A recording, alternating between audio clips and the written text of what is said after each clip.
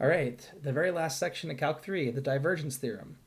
So the divergence theorem is yet another instance of a fundamental theorem that is more or less in the same sort of structure as the previous theorems that we've learned about so far. So for instance, we have, of course, what we've learned in Calc 1, the fundamental theorem of calculus, and that is if we do the integral over some interval I of the derivative of a function f,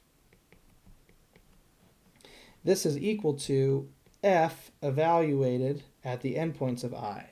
That's the fundamental theorem of calculus. We also then have Green's theorem, or I guess we can do the fundamental theorem of conservative vector fields, and that is if we do the line integral over a path C, a gradient of f dot dr, this is equal to f at the endpoints of our path C. Green's theorem, which I'm not going to fit in here, so let's give some space and move over here. Green's theorem, which says the double integral of del f2 del x minus del f1 del y dA over some domain D, this is equal to the line integral around the boundary of D f dot dr. Stokes' theorem, which says the double integral over a surface S of the curl of f dot ds is equal to the line integral around the boundary of S f dot dr. So all of these theorems here are really an instance of something that's called, so let's just write this up here. I'll just write this down here really quickly. All are instances, or rather, I guess I could say, maybe instead of instances, manifestations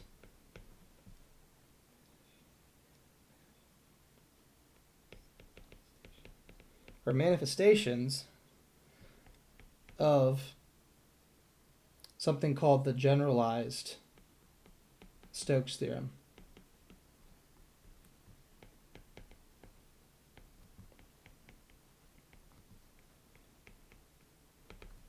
Which, in its natural notation of differential forms, is presented as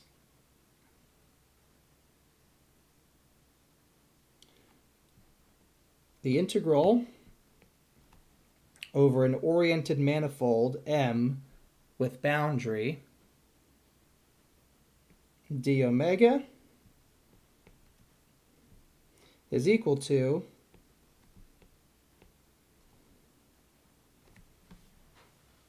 the integral over the boundary, the oriented boundary of M of omega.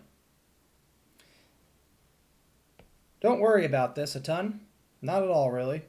But the idea here is this generalizes all of these above theorems. All of these little theorems, every single one, are all just separate instances, manifestations of this theorem right here. The idea is the following. We integrate over some object of a derivative of another object. We convert this to integrating over the boundary of the original object, and we no longer have the derivative of that object. And these all follow that pattern. I goes to the boundary of I. Derivative of f, no f. Gradient of f, just f. C, boundary of C. Integral over w, integral over the boundary of w. Divergence of f, just f. Double integral over d, integral over the boundary of d. This is called the scalar curl. This is another name for the scalar curl.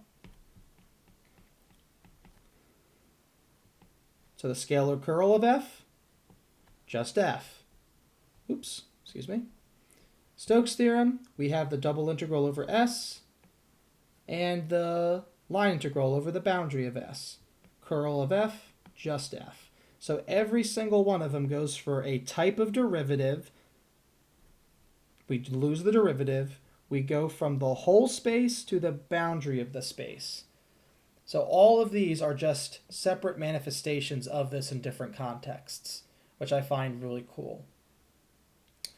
So I wanted to point this out to you because these theorems are all very much related and they're all in the same spirit. They can look very troubling. The notation looks ominous. But overall, all of these theorems, each and every one of them, really are just a particular manifestation of this more general theorem.